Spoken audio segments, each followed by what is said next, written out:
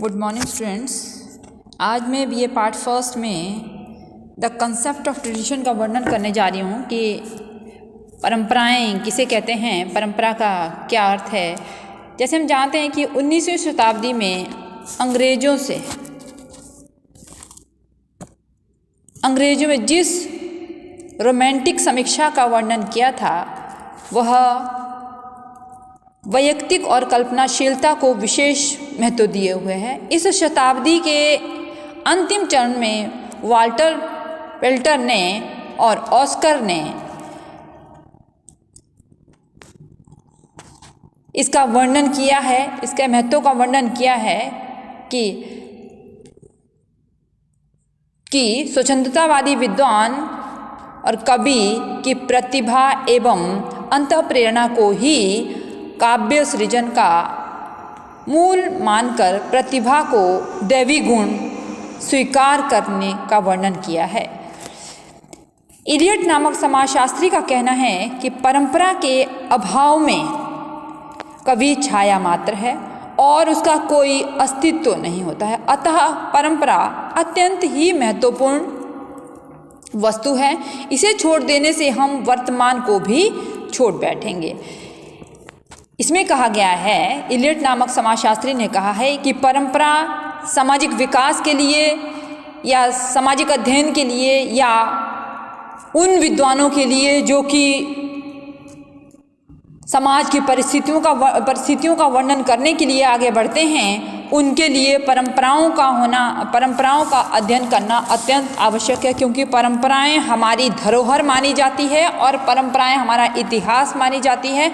उन्हीं परंपराओं के आधार पर हम आगे का अध्ययन कर सकते हैं। इसे छोड़ देने से हम वर्तमान को ही खत्म कर बैठते हैं। इस बात पर जोर दिया गया है कि परंपरा के भीतर ही कवि की वैयक्तिक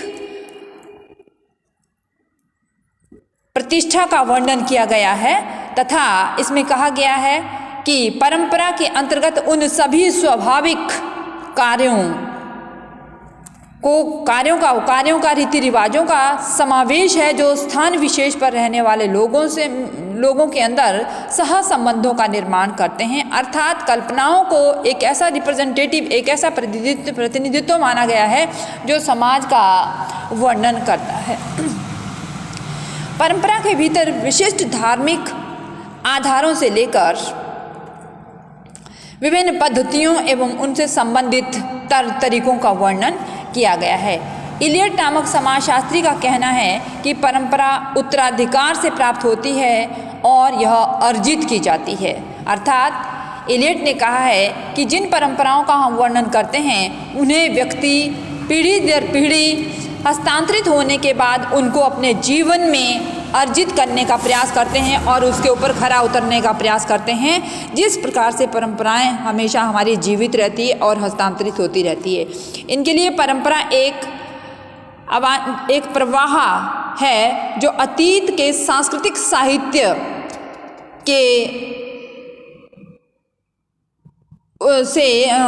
साहित्य से लेकर वर्तमान तक समृद्ध माना गया है। यह अतीत की जीवन शक्ति है। क्या कहा गया है कि परंपराएं अतीत की जीवन शक्ति है जिसमें वर्तमान का निर्माण होता है और भविष्य का अंकुर फूटता। अर्थात इलियट नामक समाजशास्त्री ने कहा है कि परंपराएं यह अतीत जीवित शक्ति है जिसमें वर्तमान का तो निर्माण होता है और भविष्य के अंकुर भी उसी से फूटते हैं, उसी से निकलते हैं।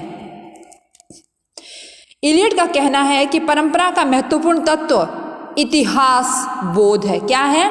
इतिहास बोध है।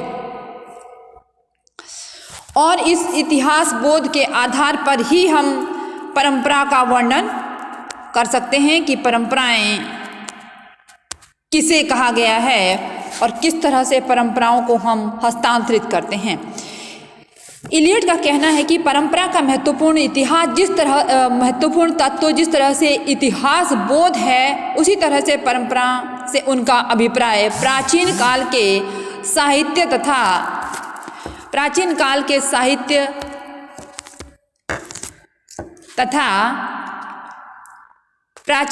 साहित्य तथा धारणाओं का सम्यक बोध माना गया है। वह परंपरा से प्राप्त ज्ञान का अर्जन क्या है? परंपरा से प्राप्त ज्ञान का अर्जन और उसके विकास का पक्षधर है। यही परंपरा का गत्यात्मक रूप है। अतः परंपरा गतिशील, चिरगतिशील सृजनात्मक संभावनाओं की समष्टि है। परंपरा जहाँ हमें नवीन को मूल्यांकन करने का ज्ञान देती है, वहीं प्राचीनता के विकास के साथ मौलिकता का सृजन भी करती है। अतः अतीत को वर्तमान में देखना रूढ़िवादिता नहीं बल्कि मौलिकता है। अर्थात इलियट का कहना है कि यदि आप अपने अतीत को वर्तमान में देखते हो तो वो रूढ़िवादिता नहीं है बल्कि ये मौलिकता है, और इस मौलिकता के आधार पर ही हम अपने जीवन का विकास कर सकते हैं और अपनी संस्कृति को पीढ़ी दर पीढ़ी हस्तांतरित कर सकते हैं। ये रूढ़िवादिता नहीं है, लेकिन ये बहुत ही महत्वपूर्ण बात है कि पहले हम वही वर्तमान का यदि हम बात करना चाहते हैं तो पहले हमें इतिहास का पता होना चाहिए और ऐतिहासिक बोध होना चाहिए, तभी हम उसका वर्णन कर सकते हैं। इलियट का परंपरा सिद्धांत अत्यंत व्यापक एवं उपादेय माना गया है, क्योंकि परंपरा से ज्ञान का विस्तार होता है। परंपरा से ज्ञान का विस्तार होता है तथा अतीत और वर्तमान जुड़ता है। क्या होता है? इलियट नामक समाजशास्त्री ने कहा है कि सिद्धांत अत्यंत व्यापक एवं उपादेय होता है, परंपरा से ज्ञान का विस्तार होता है तथा अतीत और वर्तमान जुड़ता है। अर्थात विभिन्न समाजशास्त्रियों के अनुसार परंपरा प्रमुख रूप से विचार करने एवं महसूस करने का एक तरीका है जो पीढ़ी दर पीढ़ी हस्तांतरित किया जाता है। अतः यह सामाजिक विरासत का एक महत्वपूर्ण अंग है जिसे हम आज परंपरा के नाम से जानते हैं। अर्थात संक्षेप में हम ये कह सकते हैं कि परंपरा हमारी एक ऐसी सामाजिक विरासत है जिसको व्यक्ति पीढ़ी दर पीढ़ी हस्तांतरित अर्जित करता है, और अर्जित करने के बाद वो नेक्स्ट पीढ़ी को, अगली पीढ़ी को उसको हस्तांतरण करता है, जिसे हम परंपरा का नाम कहते हैं। इलियट ने ये भी कहा है कि यदि हम वर्तमान को जानने के लिए अतीत का प्रयोग करते हैं तो इसका मतलब ये नहीं है कि आप रूढ़िवादी हो। इसका मतलब ये है कि परंपराएं हमारी मौलिक हैं और बिना परंपराओं के हम किसी भी चीज़ का वर्तमान का वर्णन नहीं कर सकते हैं। इसलिए पहले ऐतिहासिक वर्णन ज़रूरी है, जो कि इसकी विशेषताओं में आप आगे देखेंगे। तो परंपरा की यदि हम विशेषताओं को वर्णन करते हैं, सबसे पहला है अमूर्तता। अमूर्तता का मतलब है जिसमें जो संबंधों के आधार पर पीढ़ी दर पीढ़ी, क्योंकि इसका कोई निश्चित आकार नहीं है, परंपरा का कोई निश्चित आकार नहीं है, अमूर्त है, अप्रत्यक्ष है, जो कि संबंधों के आधार पर हस्तांतरित होती है। इसलिए परंपरा की प्रमुख विशेषता उसकी अमूर्तता माना गया। संचरण है, इसका ट्रांसमिशन करते हैं, इसका ट्रांसफॉर्मेशन करते हैं, वन पीढ़ी से दूसरी पीढ़ी तक, एक पीढ़ी से दूसरी पीढ़ी तक, इसलिए इसका संचरण इसका प्रमुख आधार माना गया। तीसरा है निरंतरता। यदि हम निरंतरता की बात करते हैं, इसकी कंटिन्यूटी की बात करते हैं, तो ये हमेशा इतिहास से वर्तमान में आती है, यानी अतीत से वर्तमान में आती है और वर्तमान से फिर भविष्य का निर्माण करती है। इसलिए इस प्रकार से इसकी निरंतरता चलती रहती है।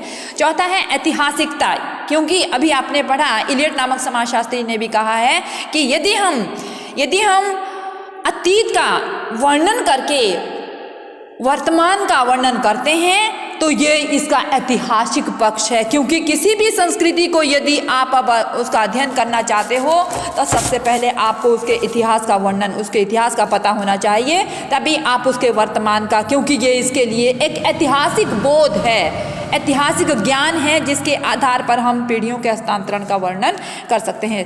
पांचवा है सापेक्षता, रिलेटिविटी। कौन किसके साथ कितना संबंधित है, व्यक्ति समाज के साथ संबंधित है, एक पीढ़ी दूसरी पीढ़ी के साथ संबंधित है, और इन्हीं पीढ़ियों के द्वारा एक व्यक्ति से दूसरे व्यक्ति में, एक समाज से दूसरे समाज में, एक क्षेत्र से दूसरे समाज में, इस तरह से संस्कृति का हस्तांतरण पीढ़ी दर पीढ़ी, क्षेत्र दर क्षेत्र और विभिन्न भागों में इसका हस्तांतरण होता है। संचयी विरासत कहा जाता है। नेक्स्ट है संचयी विरासत। संस्कृति को हम संचयी विरासत क्यों कहते हैं? क्योंकि हम जानते हैं कि ऐतिहासिक है, आज की नहीं है ये। जब से हमारा समाज का निर्माण हुआ है तभी से हमारी संस्कृति ने भी जन्म लिया है, इसलिए ये आज का नहीं है, बल्कि ये कई वर्षों से, 500,000 वर्षों से इसका संचय हो रहा है और उसका प्रयोग हम अपने जीवन में एक पीढ़ी के बाद दूसरी पीढ़ी में उसका प्रयोग किए जा रहे हैं। नेक्स्ट है समूह कल्याण की भावना। हमेशा संस्कृति में क्या होती है? समूह कल्याण की भावना होती है। वो हमेशा समूह को लेकर चलती है। संस्कृति किसी एक व्यक्ति की नहीं है, संस्कृति किसी दो व्यक्तियों की नहीं है, बल्कि संस्कृति पूरे समाज की है, पूरे राष्ट्र की है, पूरे विश्व की है, पूरे उस क्षेत्र की है, जो उन परिवारों की है जहाँ पे आप रह रहे हैं। इसलिए संस्कृति किसी एक इकाई विशेष नहीं होती है, बल्कि हमेशा सामूहिक होती है, इसलिए इसको समूह कल्याण की भावना भी इसके अंदर भरी रहती है। हस्तांतरण, ट्रांसफॉर्मेशन जो करते हैं हम एक पीढ़ी से दूसरी पीढ़ी तक, इसका हस्तांतरण। मौलिकता भी, क्योंकि संस्कृति को मौलिक माना गया है। इलियट ने अभी कहा था कि यदि हम वर्तमान के लिए अतीत का प्रयोग करते हैं तो रूढ़िवादिता नहीं है, बल्कि उसकी मौलिकता है, उसका मूल है वो, और उस मूल का अध्ययन करना भी आवश्यक माना गया है। नेक्स्ट है अनुभवों का प्रतीक। वो अनुभव जो कि कई पीढ़ियां छोड़ के जाती हैं, वो एक्सपीरियंसेस वो सिंबल्स जो कि कई पीढ़ियां छोड़ के जाती है, उन सिंबल्स को अपने अपने जीवन में अपने लक्ष्यों की पूर्ति के लिए हम उन प्रतीकों का, उन संकेतों का प्रयोग करते हैं और उन संकेतों के आधार पर अपने जीवन के उद्देश्यों की पूर्ति करते हैं, अपनी आवश्यकताओं की पूर्ति करते हैं और आवश्यकताओं की पूर्ति के बाद उस दूसरी पीढ़ी को हस्तांतरित कर देते हैं। अतः इसका स्वतः विकास भी होता है। संप्रेषण एवं ग्रहणशीलता, इसके अंदर दोनों है।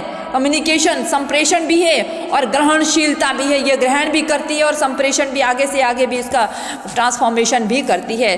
स्वतः व अचेतन होती है, स्वतः अपने आप ही। इसमें कोई स्पेशल वो नहीं कहा जाता कि मेरे बाद आप लोगे, बल्कि एक पीढ़ी के बाद दूसरी पीढ़ी स्वतः ही उन नियमों का परिवार में रहकर या किसी समाज में रहकर या किसी राष्ट्र में रहकर या किसी समूह में रहकर उनको स्वतः ही सीख लेती है और उनका हस्तांतरण पीढ़ी दर पीढ़ी करती है। इस तरह से परंपराओं की विशेषताओं का वर्णन इस प्रकार किया गया है। धन्यवाद।